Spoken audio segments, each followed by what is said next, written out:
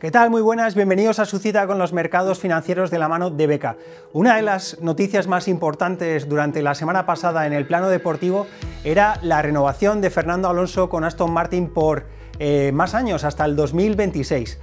Durante las últimas semanas se había hablado mucho de la cantidad de novias que le habían salido al asturiano dentro del paddock y finalmente el asturiano ha decidido mantener su relación de largo plazo con Aston Martin y con Honda. Ya ven, en los últimos meses el asturiano solo ha conseguido un quinto puesto, un sexto puesto, un octavo y un noveno. Parecía que la estrategia del equipo últimamente no iba bien, pero el largo plazo ha convencido al asturiano que mantendrá su actividad con la escudería y podrá seguir manteniendo su actividad deportiva más allá en el largo plazo de la mano de Honda. Salvando las distancias y siendo totalmente humildes, durante la semana pasada nosotros también estuvimos como Fernando Alonso, viendo si la estrategia con la que empezamos el año es acertada o no acertada. Empezamos el año de manera muy cauta y nos han dejado atrás las grandes subidas que los mercados han tenido a lo largo de los últimos meses.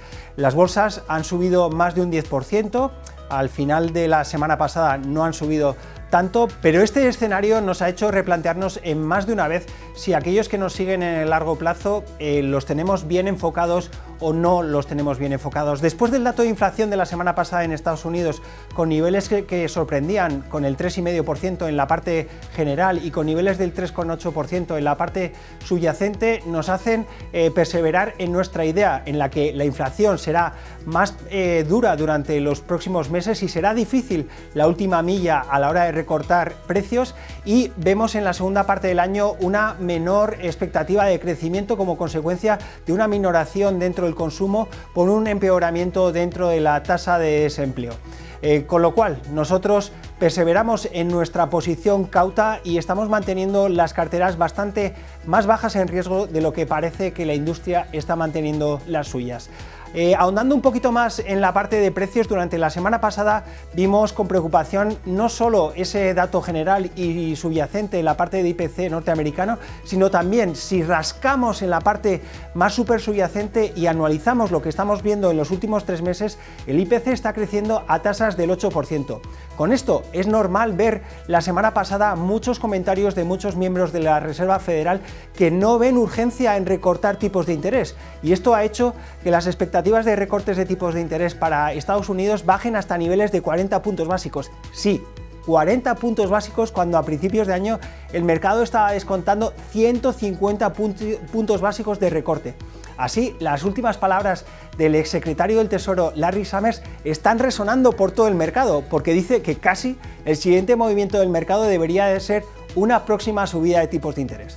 El BCE se reunió el jueves pasado y mantuvo los tipos de interés como se esperaba, estables, pero abre la puerta a que en el próximo mes de junio podamos ver un recorte de tipos de interés. Dicen que dependerá de los datos. También nos dijeron que no van a estar detrás de la Reserva Federal a la hora de decidir si bajan o no bajan tipos de interés. Serán nuevamente los datos los que decidan, y están viendo con preocupación el dato del petróleo. Están viendo cómo los shocks de materias primas pueden impactar de manera negativa dentro del IPC, y actualmente el mercado está descontando una rebaja de tipos de interés de 80 puntos básicos para la eurozona. También un elemento primordial con el que nos despertábamos este mismo lunes era con los elementos geopolíticos. Las últimas semanas les hemos estado diciendo que los índices que seguimos sobre tensiones geopolíticas están en máximos no vistos desde el COVID.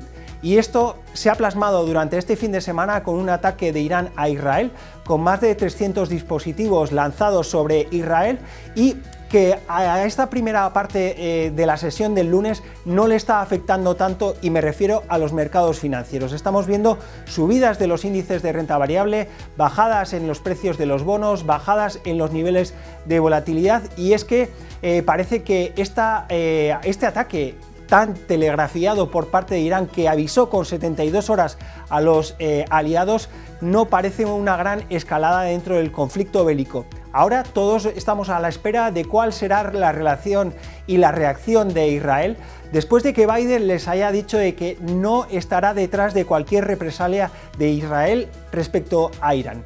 Uno de los hechos también destacados de la semana pasada empezaba el viernes, con el pistoletazo de salida por parte de los resultados empresariales del primer trimestre, siendo la gran banca la que salía al estrado. Vimos reacciones del mercado como caídas de un 6% por la parte de JP Morgan, y es que, pese a haber sorprendido al consenso del mercado en cuanto a beneficios, las estimaciones de la economía a largo plazo son menos optimistas y también estamos viendo una mayor presión en los márgenes de intereses, con lo cual los mercados caían sobre todo en la parte del sector financiero. Durante esta semana tenemos que estar atentos no solo a la geopolítica, tenemos que estar atentos también a los resultados empresariales. Tendremos que esperar hasta la siguiente semana para ver a las grandes tecnológicas sacar resultados, y en la parte macroeconómica tenemos una gran cita con datos macroeconómicos de China. Se espera que el ritmo de crecimiento de la actividad global caiga desde niveles del 5,2% del anterior trimestre hasta niveles del 4,8%. También dentro de la producción industrial y las ventas minoristas esperan unos peores datos por parte de China, justo ahora que muchas de las casas están subiendo sus objetivos de crecimiento para el 2024 dentro de China. ¿Cómo acabamos la semana pasada? Acabamos con caídas del 1,5% en el S&P, acabamos la semana pasada con caídas del 1,19% en la renta variable europea, caídas también en la renta fija por dos motivos. Uno, por la subida de tipos de interés como consecuencia del miedo del IPC norteamericano y como consecuencia de la ampliación de las primas de riesgo pagadas por todas las empresas a la hora de endeudarse. Vimos una subida de 25 puntos básicos en el crossover. El gran ganador la semana pasada fue el petróleo, el oro y también el dólar. El dólar se apreciaba más de un 1,6% como consecuencia de esa menor agresividad ya del Banco Central Europeo y como consecuencia del dato de IPC norteamericano. Como todas las semanas, les traemos dos ideas para configurar sus carteras de manera diversificada. En la parte de renta variable directa, Humana, una compañía aseguradora de salud dentro de Estados Unidos que nos ofrece un 25% al alza, y en la parte de fondos directos, Alken European Opportunities, un fondo value para poder diversificar sus carteras dentro de Europa. Como siempre, les deseamos una gran semana de mercados, les invitamos a que nos sigan en nuestras redes sociales donde pueden encontrar este vídeo en formato podcast, y les recordamos que tienen una nueva cita con los mercados financieros aquí la próxima semana de la mano de Beca.